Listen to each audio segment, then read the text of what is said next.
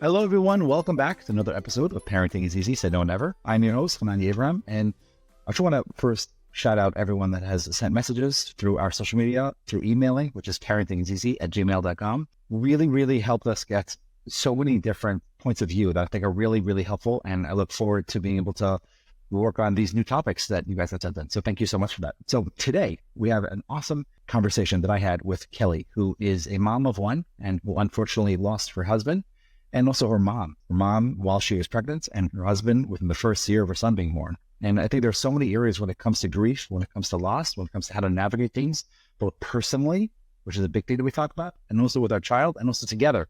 So many different areas within that I'm so happy we had a chance to talk about that. I think that there's so many things that we can learn, even if you are a two-family household, or if you haven't experienced loss of a spouse. So many different areas, but when it comes to how to deal with therapy, how to deal with emotions, how to deal with imaginary friends. This is not a plug for Ish, but how to deal with things in a way where we can all be on the same page. And it's also okay to have emotions that are not necessarily always good, and that's okay. And so I'm so glad to share this amazing interview with you with Kellie. And please look forward to her book that's coming out soon as well. We're going to have all of the links in the show notes. Thank you so much for joining us. And again, please follow us and click like anywhere that you are listening to this podcast. Thank you so much for joining us on the podcast today. I really appreciate this. And this is something we were working on for a while. And I think what we're going to be talking about today is something that is really important, an area that we have not talked about on this podcast yet. I think one that's really helpful and insightful in so many different ways. So as we get started, before I start, maybe talk a little bit about you and how you sort of got to where you are today. So I originally I went to school for writing, and I got my degree in Bachelor's of Arts with a focus in creative writing and creative literature. And I wrote a children's book. It wasn't really my initial path, but my mom had died when I was pregnant with my son, and then his father died about a year later. So I kind of just, life happened, and it just ended up being the way that I was going to write a book about children's grief because I couldn't find one for my son that really fit with our family.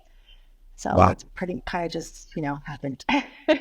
So okay, there's a lot there obviously to unpack. I think the first thing that comes to mind is obviously this topic of grief, which is what we're going to be talking about today. I'm curious, let's say from when the way you grow up, or maybe the way you perceive things and the way you look at the word grief, how is it different today than it was, say, a couple of years ago?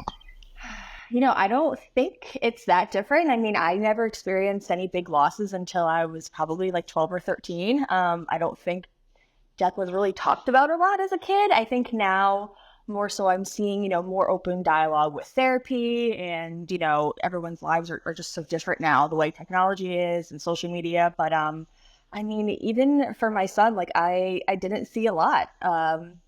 He was 1 when his dad passed away. He's almost 9 now. And there's really not, I mean, there's a few books and, therapy has been helpful for us, but there's just a big gap. Nobody really wants to talk about death with kids. Yeah. So what has been something that has been really helpful for you over the past 8-9 years? Therapy. Honestly, I mean, we do it together and do it individually. It's just not knowing how to describe your emotions, I think, is one of the biggest hurdles. I think adults have a hard time with it, and let alone children. So, that's been a huge focus for us, just, using emotion words and, trying to figure out what we're feeling. And, that's pretty much like the basis of how it works for us. Yeah, I think that's you're so open and honest about it, which I think is something that I wish people that are that excuse me, not just coming to my office, but I think in general, when we talk about the concepts of grief, and the word that comes to mind that you bring up is resilience. Whether it's something that you attribute to yourself or not, but I think it's something that when you talk about regarding you being able to say, right, this is what we need to do. This is what my son and I need to do. And we need to do it together, individually, and just make it something that this is the norm. I think kids are so modeled by the home that they grew up in that whatever is normal, they will do. Yeah. So, I think when you talk about this concept, and maybe you could expand it a little more, we talk about grief and resilience. What's that connection for you, and how have you sort of like found that strength to be able to do the things that you need to do so that you can have this family that you have right now? I mean, it's been a long road to get here. I think, the first couple of years, I was just like thrust into being a new mom without my mom and then being a solo parent, which has a whole thing to come along with it anyway. Especially when there's not another individual, taking 50%, in divorces, whatever. It's just I'm mom and dad all of the time. So I really had to find a way to navigate my own grief, to not put my storm on my son. I just think it's really important. We have a very open communication with each other. Grief and death is a very welcome topic to talk about. He's felt comfortable growing up talking about it because, unfortunately, it's kind of what our lives were shaped around. Right. So I don't know. I mean, it's hard. Sometimes when I talk to other people, they're like, I'll say what happened, and they're like, oh my God, like I forget. And that is kind of like jarring to hear about, but it's just our norm. So when you talk about for yourself, and you were the keyword over here of, you showing grief for your son and being able to have that sense of mommy's going through this too. I think that's something that, you can have a situation where a parent is hurting about something and there's something not going well for them, and that's okay. So I'm curious, in as many words, but how do you actually give that over? What's that message to your son that you're able to go ahead and say, yeah, mom is going through things right now, and that's okay. And we're going through this together, and we're also doing this individually. But I think the thing that you're saying as well is that you have to figure out how to make sure to be there for your son, not only as a mom, but also as a dad. And then on top of that, say, okay, I have to put aside my grieving right now because I need to deal with something with my son. What's that balance? And how do you go about making sure that you give each one of those? I'm looking at this picture on my head right now, like one of those divider plates, where you have like different things in different areas, and being able to know that there are different areas that I'm supposed to be doing different things. So what's that balance? And how do you go about making sure that each area of that plate gets its, I guess, the right attention that it needs? Yeah, it's hard. I mean, sometimes I had to just have to push my stuff aside and compartmentalize. Like I got to deal with this later, But he's seen me upset. Like we'll go to the cemetery on special occasions, and he sees me cry, and I think that's important for kids to see their parents have emotion, so they could have it too. For a little while there, he was kind of like, "Oh, boys don't cry," and this and that. But I think now, as he's gotten older, he's like, "Okay, well, crying is okay," and like if I'm feeling XYZ, like I can express that, and I think, using emotion words for him has been really helpful. Imaginary friends has been very helpful for him, to, kind of like put one in each compartment of a feeling. And that's been super helpful as he's gotten a little older. So being able to have a like putting the emotion excuse me, somewhere, right? And being able to go ahead and say that, all right, this right now, what we're feeling is attributed to this, or this, let's say, physical imaginary friend in a certain way. Can you talk a little bit about that and what that process is like, and how you would talk about that to your son, and maybe how other parents can sort of talk about that with their children?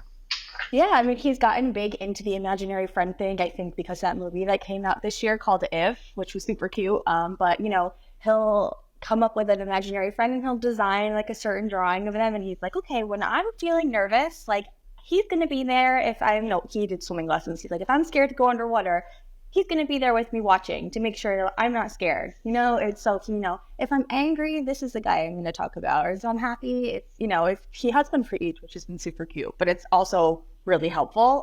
And even his therapist is like, I'm loving this. Yeah. It's great. And I think also the fact, and not this is any plug for the movie If, and I have not seen it, but I've heard amazing things about just for this concept itself.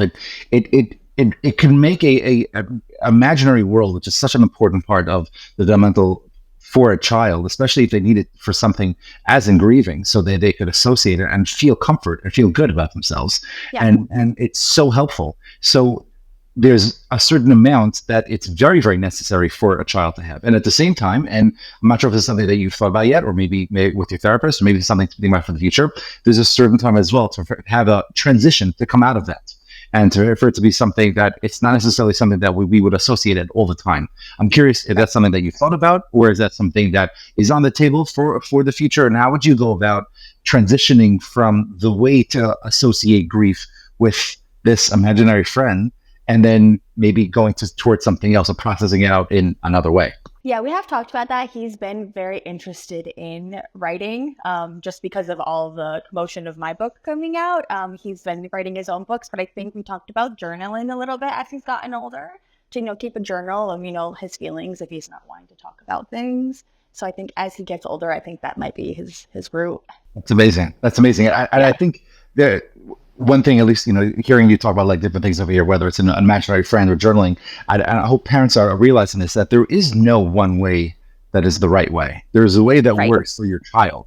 And it's being curious together with them regarding exploring, all right, let's do this. Let's try this. Maybe it's, for some people, it might be getting an animal, and that could be helpful, or music, or playing music. There's so many different things out there, and I don't want to say too many more examples. I don't want to limit it to just the examples I'm saying. And I think it's so important for parents to realize that there are so many different ways to grieve. And there's so many different ways that we can have our kids help them communicate their own emotions and feelings.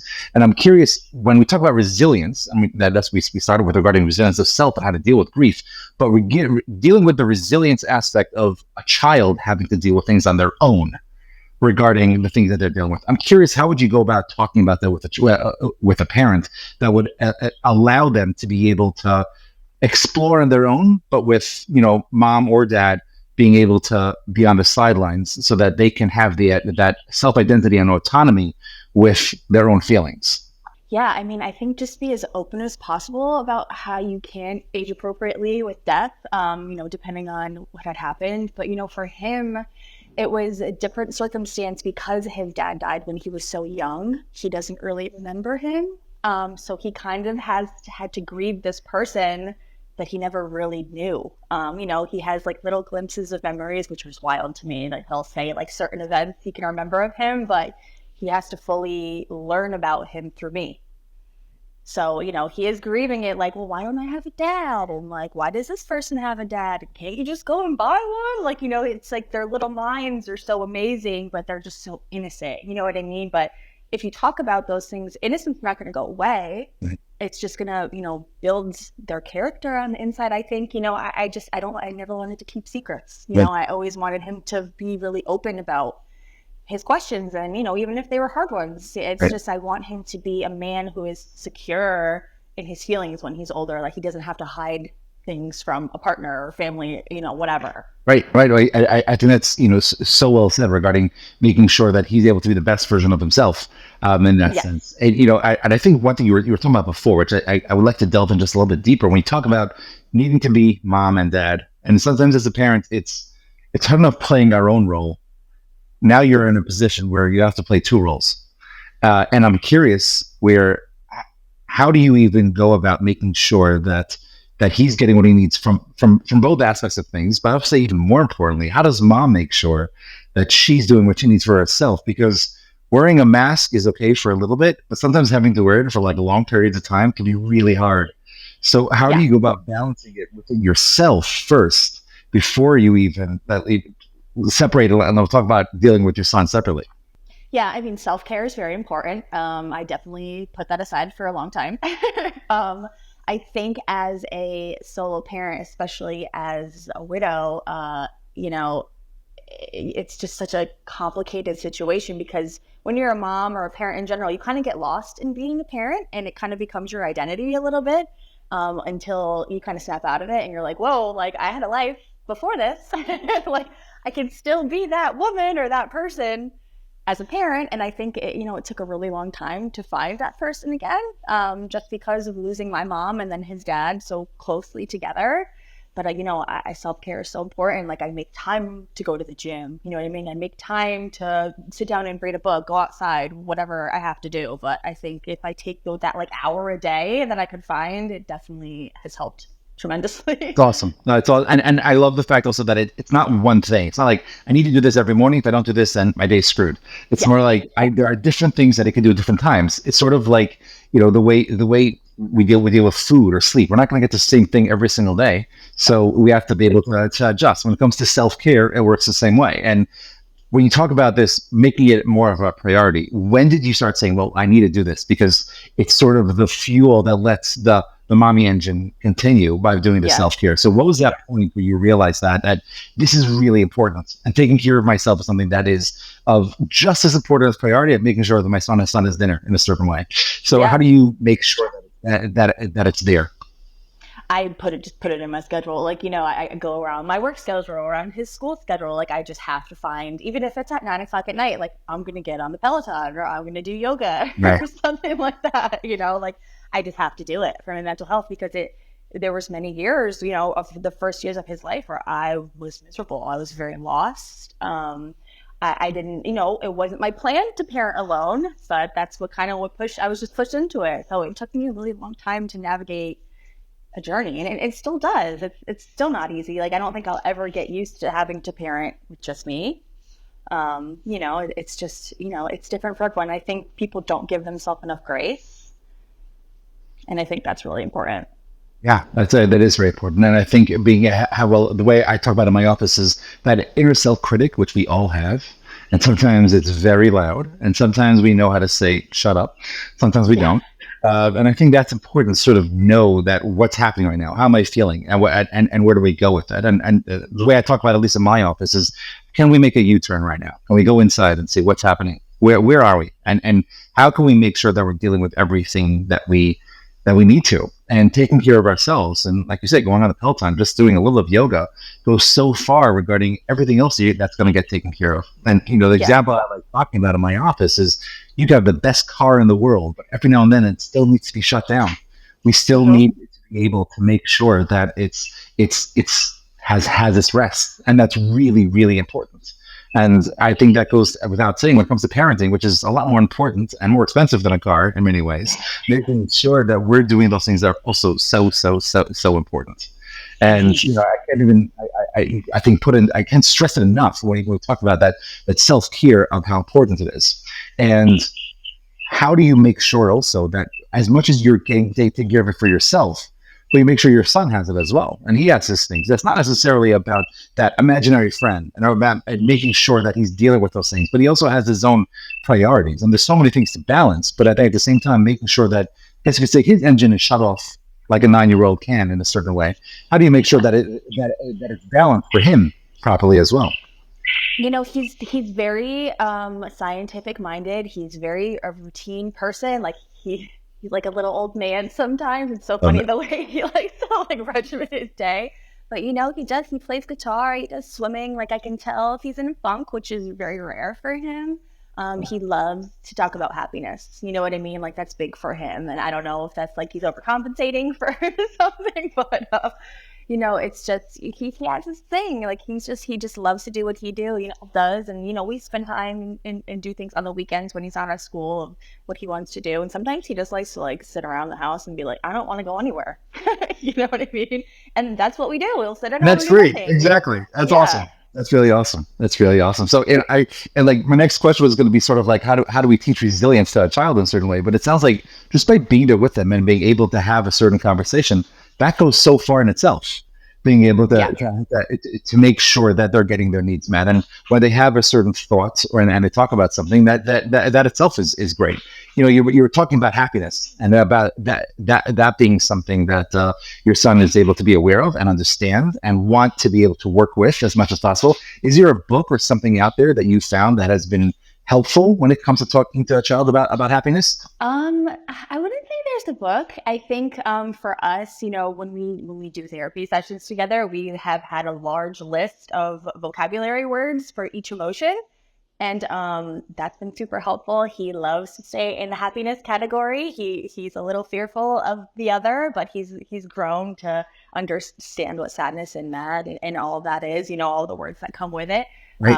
But I think being uncomfortable sometimes it is what gets you kind of through the hurdle of being able to talk about other things. And I think the last year, especially as he's gotten older, it's really shown. I love that. I think the concept of being comfortable with the uncomfortable is so important.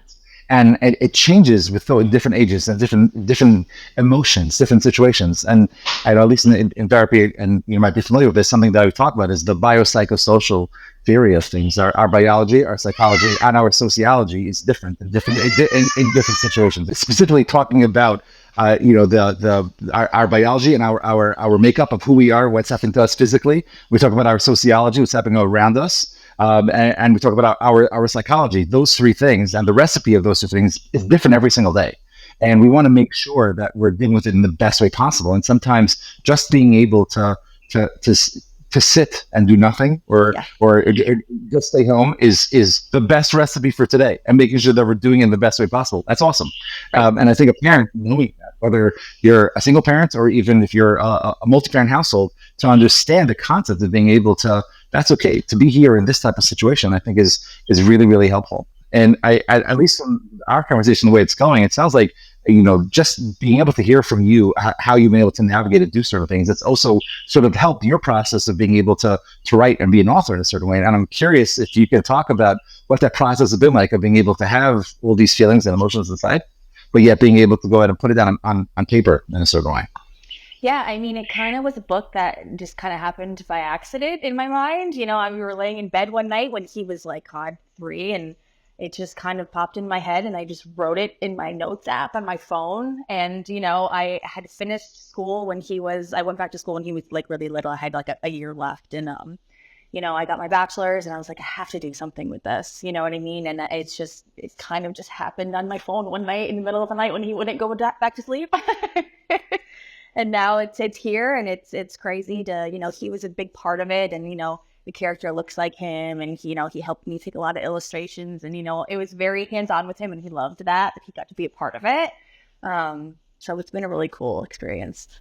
And it was a project in a way for you and him to sort of work on together. Like, what type of input and how were you able to use his amazing but yet also youthful insight to sort of help you write a book in this type of situation? Yeah, just watching him grow up, and the questions he would ask about my mom or his dad, and just kind of weaving that into like, those are normal things a kid would ask if they didn't know somebody, but they know that person was a huge part of them. So I just really tried to keep his experience, very mindful about. I was very mindful about his experience and what it still is now, and as he's getting older, how it's going to change every year. Yeah, oh, literally, it's something that I'm sure you've seen change from the questions he's asked, and I laugh about it now, but there's a certain understanding of, like, you were saying before, of him being able to, can you just go buy another one? When it comes to dad, I think that's something that, it's coming from a real sincere place, and the mindset is something that, they're really sincere. They want mommy to have another daddy so that I can have a daddy like everyone else has a daddy. And as they get older, they sort of get to see certain things, how it works or how it doesn't work, and how, the concept of loss and stuff like that. How have you been able to sort of take his questions and take his way of thinking and internalize in a way where what you're writing now is something that you're publishing and putting it out there for other people to sort of share as well and hear from you? Yeah, I think the beauty of the current age and, my generation is just like, we've done things differently. You know what I mean? Like, I don't have a conventional life. It's not like how it used to be, I mean, would I have loved to have that life? Of course, like that was the whole mindset. But, now that I'm in this, I'm like, I don't know. I can't picture life the other way. I mean, yeah, it stunk. What happened? But at the same time, it's like, this is just what our norm is, and it's okay. And he has great, men in his life. He has my father, I have a partner, and, he's wonderful, and he sees these great male role models, my sister's husband, and it's still there. It's just different. Right. Very different. But at the same time, it also, that becomes the new norm for him. Yeah. In a certain way. So I want we didn't touch on this before, but going back and talking about your mom. So obviously, there's a certain sense of grieving that you didn't have a chance to sort of experience, just because you said she died while you were expecting your son, and your mindset and you're just taken over by what's happening to you physically and psychologically and emotionally, and then you're wanting to grieve, and then you give birth, and then you're sort of in this other place, just regarding things for, I guess you could say, survival, for lack of a better word, in so many different ways, right? So there's so many things you need to take care of for yourself, and you still haven't grieved yet for your mom, and then your husband dies, and then you want to be able to sort of grieve that. How has the grieving process been something that you've been able to navigate for yourself, and is that something that you've been able to sort of write about as well? It's weird because, when my mom had died, she was very sick. She had cancer for 8 years, and it was a very different journey of grief at the same exact time. Grieving her and then, grieving him a year later. It was just very strange, when you have a parent that's dying of cancer, you know what's coming. Well, you get a certain diagnosis, but you don't ever know how to deal with a parent dying. Especially when I was young. I was like 25 when she died. Um, and then with the circumstances regarding his father's death, it was kind of, he had overdosed. So when he had relapsed, Preston, my son, was, like 6 months old. And, it's kind of like when you're on the other side of addiction, you kind of grieve that person while they're still alive. Mm. And that's kind of how I think I dealt with it, because the person that I had, been with wasn't really there anymore, unfortunately, due to drugs and stuff. So it was weird. I think more so it took me a couple of years to be like, wow, I didn't grieve anything and I need to grieve that.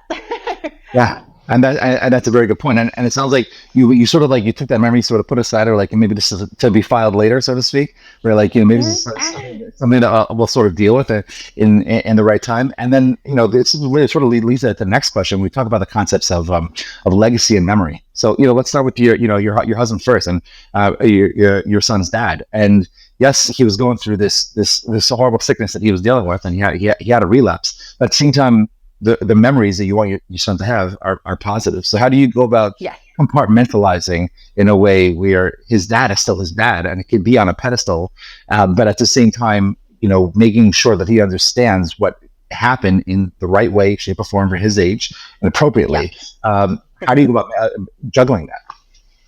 It's a hard balance. I think I had to heal a lot first before I could really talk about a lot of things. He'll ask me certain questions and like, oh, what happened? This and that. And I have to really be mindful of what I say. I never would want to paint a bad picture of his father to him.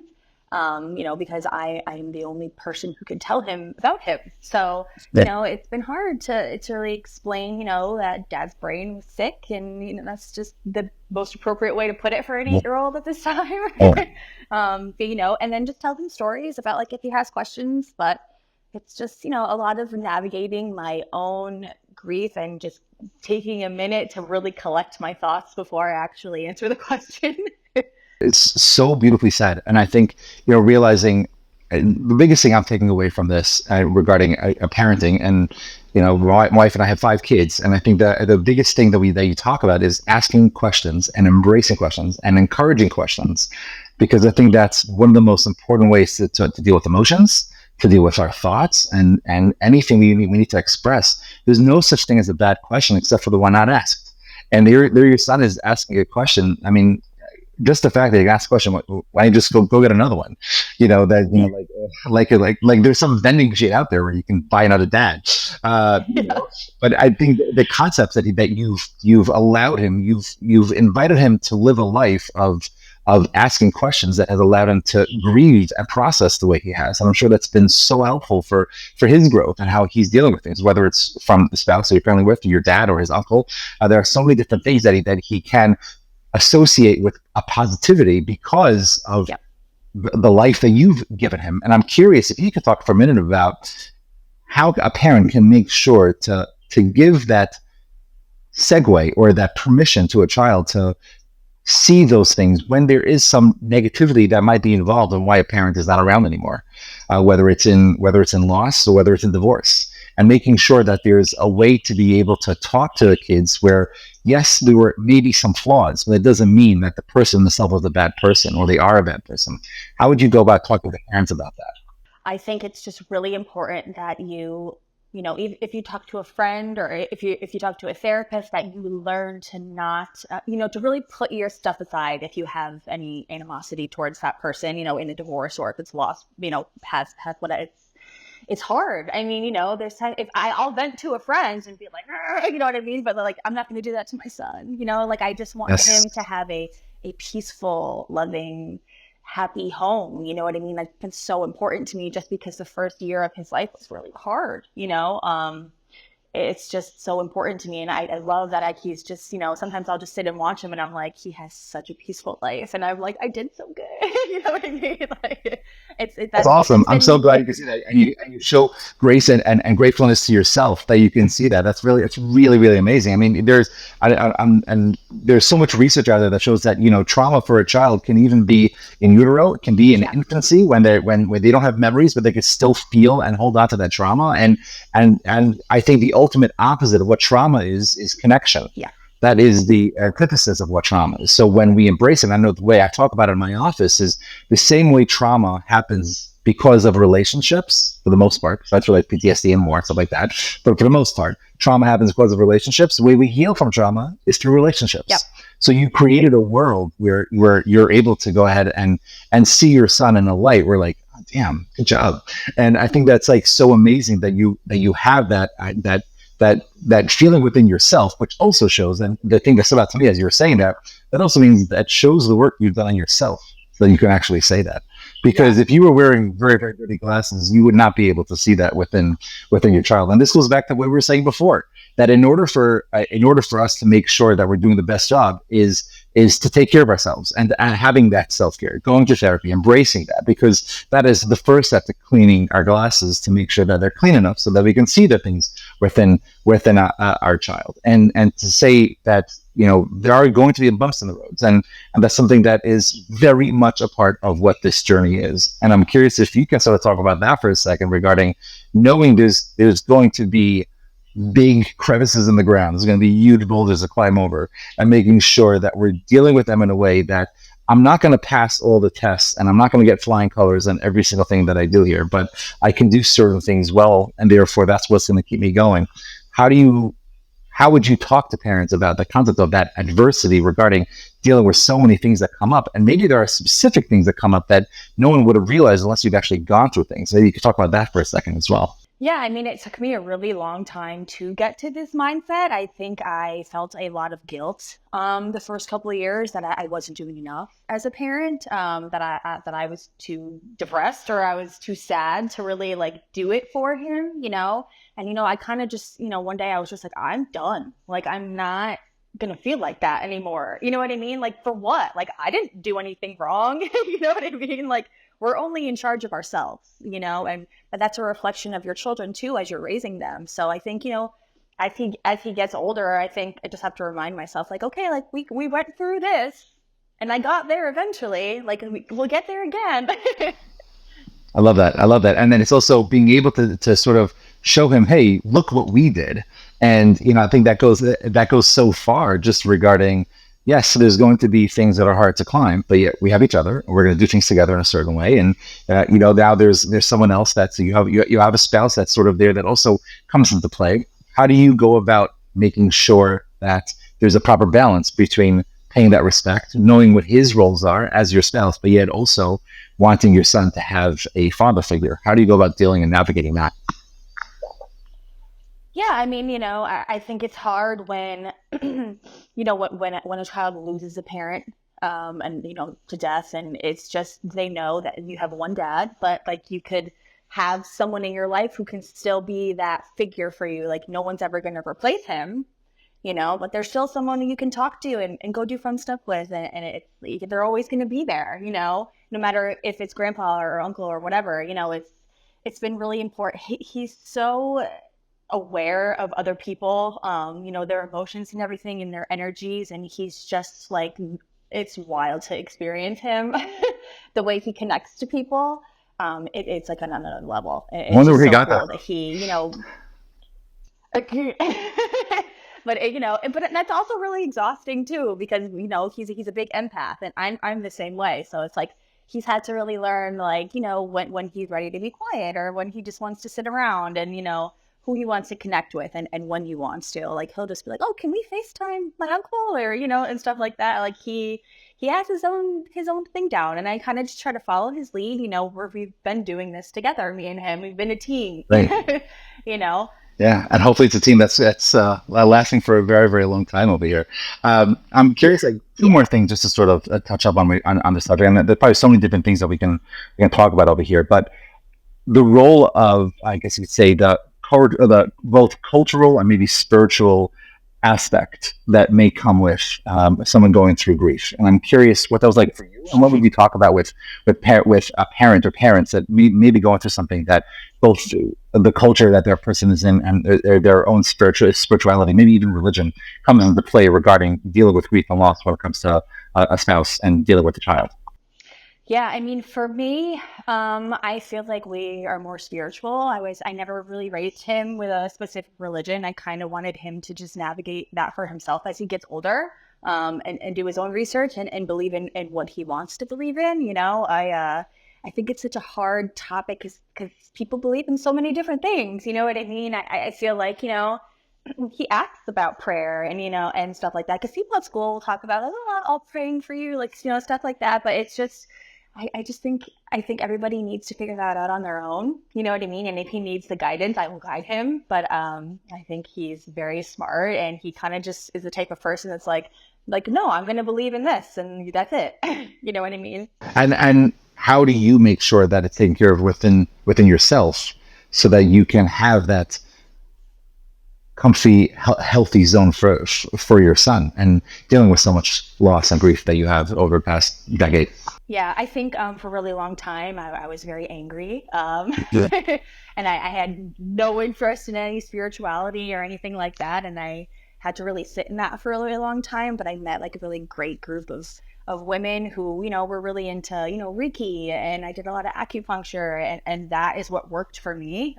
It brought me a lot of peace. And I feel like that's kind of where my path is taking me at the time, you know what I mean? And it's just, that's been really helpful for me. That's amazing. I'm so happy that you found that. And I think that's something that I hope people are, when they're hearing this, is saying that there is no one way to go about this, but find the thing that works for you. And I think that's really important. And something else you just brought up, which I'm so happy you did, because I think it's really important, is community.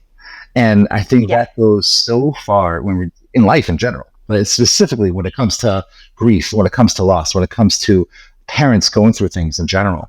I'm curious, can you talk about that for a minute, regarding how to find that, how we can work on that, create more of it, and where people can make sure that this is something that works for them? Yeah, I mean, I feel like, when people first die, everybody is around and it's very loud and you don't want it to be. And then it gets really quiet really fast.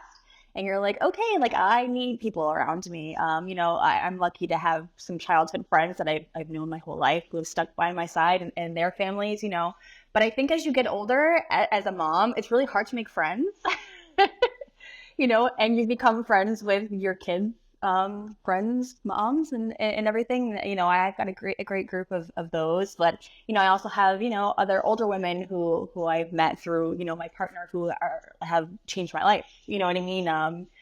This one woman in particular, she lost her husband as well, and she's just such an awesome human being, and she's I've really learned a lot from her, even though she lost him after I had lost my husband.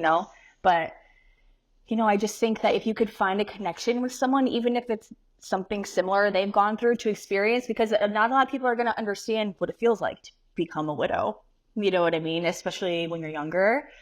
So I think it's important that, you seek people out. I mean, like, don't be afraid to make friends.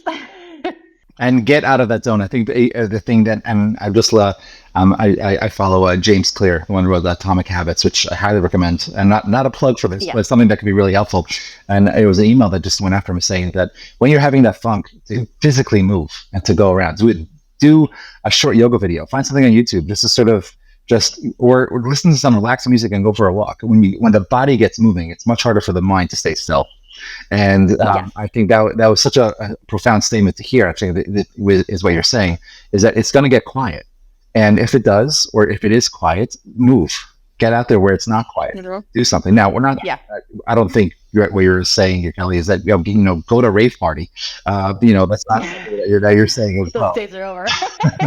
Yeah, I think the second you become a parent, I think that rave and parents don't go in the same sentence. So so I think that's something making sure that we find the right place and try on a few. I saying that I talk about in my office a lot is, when it comes to therapy, and going back to what we sort of started earlier, finding the therapist that works for you is like finding a house, a spouse, or a pair of shoes. And sometimes you have to try on to find the one that works for you.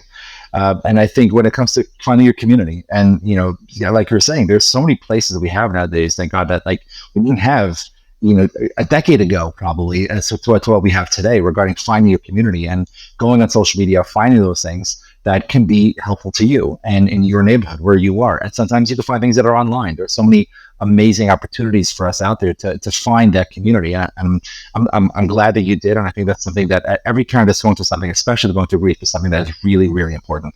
My last question to you over here, because again, we've covered so many different areas, and I'm so glad that you've been able to share this very, very needed wisdom with us, is the role of the others. Now, what I mean by that is, and it's something that I was thinking about when I knew we were going to having this interview, is looking back and now, I'm sure there are so many things that people have said either not meant to be insensitive or hurtful, but sometimes could come off like, what in the world are you saying? And obviously we talk about, having a filter is always the best thing to have in a mouth in general. But at the same time, what type of guidance would you give someone that has someone in their life, whether it's someone in their community, a family member that is going through loss, going through grief, and something that you wish would be, like I say, bullet points out there for them to know when it comes to how to deal with the family? Just be there. I mean, words aren't always necessary. Sometimes, silence is okay, even if you're sitting together. Sometimes I think people just need presence. And that was a big thing for me. Like, even if someone was just sitting there, like, I don't even want to talk. You know what I mean? Like, I just need to know that, like, I'm not by myself physically. You know what I mean? I think that's the biggest thing, is just presence. Be there for people. And, it's hard to not say things, but I feel like sometimes when you try too hard to say something, you say, like, the craziest stuff. You're like, oh, why did I say that? So just making sure that there is you're doing what that person needs, not what you think is the right thing. Exactly. It's kind of like, when you're in a relationship, you have to love another person in their love language. You know what I mean? You have to learn what works for somebody else. What works for you isn't always going to work for somebody else. Right. And making sure that you're doing what they need. I love that. I love that analogy, and good call on the love language aspect. I think that's actually really helpful here. So Kellie, we've covered so many different things over here. Before I wrap up and get some rapid fire questions, I'm curious if there's anything regarding both the grieving process, but also your book that we haven't, that we haven't talked about, that might be something that could be helpful to the audience here. Yeah, I just think, as if you have a child that is going through even a loss of a grandparent, just, open the table up. Don't be scared to talk about anything. Like, don't be scared to cry in front of them. Don't be scared to get angry. It's going to help them not hold everything in as a kid, and especially as an adult. I feel like it's so important. Like, these kids are our future. They're the ones who are going to be running the show when we're old. Like, you want strong, leaders and emotionally stable human beings. And I just think it's so important to just don't be scared to talk about things with your kids, especially when it comes to death and grieving. Amazing. I could not have said it better myself, and I thank you so much for that. Before we finish up over here, also, where can people find more about you? How can they get in touch with you if needed? You can look me up on Instagram. It's at Kellie.Kaminskas. I just launched my book cover today, so if anyone wants to go take a peek at it, this is my proof copy, but it has a little funny line on it. But this is the book right here, and it'll be out probably the second week of July. So I also have a website. It's just my name. It's kelliekaminskas.com, where I lazily blog sometimes. Amazing. And you said social media, they can find you where again? Kellie.Kaminskas. Okay, and we'll have the links in the show notes as well. But this has been absolutely amazing. As we finish up over here, Kellie, I'm curious to hear from you. If there is whether it's another blog or YouTube video or maybe a book that deals with the topic specifically that we've been talking about today, that you would recommend to others. Oh gosh. I really loved, when my son's dad first died, there's a book called Breathe, Mama, Breathe. I forget who the writer is, but it's kind of like not really a devotional, but it's just like for moms to like take a minute. That was really helpful for me to kind of just, stop everything and kind of just be in my own space for a minute. But I really loved that. It's amazing. I will try to get a hold of it. And if we can, we'll also post a link for that in the show notes. Is there someone in history that you would feel comfortable or you would like to have as a babysitter for your son? The person cannot be related to you. Taylor Swift, obviously. I'm a big Swiftie over here. I just feel like she's just like a good human being. Amazing. All right. Well, and my last question for you: if you can think of an everyday, mundane superpower that you would like to have as a mom, what would that be? Oh God, more arms. More arms to do more things.